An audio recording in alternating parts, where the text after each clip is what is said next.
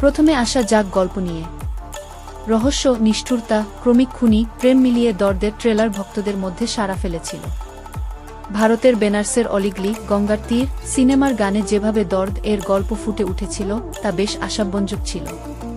কিন্তু সিনেমার শুরু থেকেই গল্পের মধ্যে খাপছাড়া ভাব ছিল স্পষ্ট। মনে হচ্ছিল অনেকগুলো টুকরো টুকরো অংশ দেখানো হচ্ছে। প্রথমার্ধের কিছু অংশ দেখার পর যখন অবশেষে কাহিনী গতি পায়, সিনেমাটি এক পর্যায়ে বেশ উপভোগ্য হয়ে ওঠে। একের পর এক খুনের ঘটনা আর মারপ্যাচে কাহিনী আগায় ভালো গতিতেই। শাকিব খান আর সোনাল চৌহানের রসায়নও একটা সময় বেশ উপভোগ্য হয়ে ওঠে। কিন্তু সিনেমার দ্বিতীয় অংশে রহস্য যখন উন্মোচিত হওয়ার সময় আসে, তখন আবার কাহিনী গতি হারায়।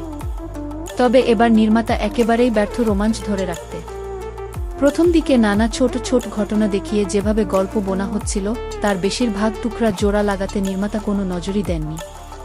যেসব চরিত্র সিনেমা দেখার আগ্রহ বাড়াচ্ছিল, সেগুলোই হারিয়ে যায় সিনেমা থেকে।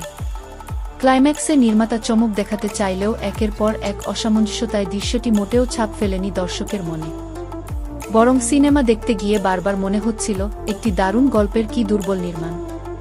দর্দ সিনেমায় রাজেশ শর্মা, রাহুল দেব, পায়েল সরকারের মতো অভিনেতা অভিনেত্রীরা থাকলেও তাদের কারো অভিনয় ছাপ ফেলতে পারেনি।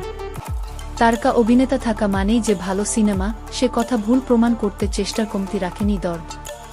সিনেমাটিতে দেখার মতো অভিনয় করেছেন কেবল শাকিব খান। চরিত্রের বাঁক বদলে তিনি নিজেকে বারবার বদলে তার সেরাটা তুলে ধরেছেন। তাই সিনেমা দেখার এক পর্যায়ে আপনার মনে হতেই পারে, এ যেন শুধুই শাকিব খানের সিনেমা। কারণ সিনেমাটি দেখার পর দুলু মিয়া ছাড়া আর কেউ দাগ কেটে যেতে পারে না সেভাবে।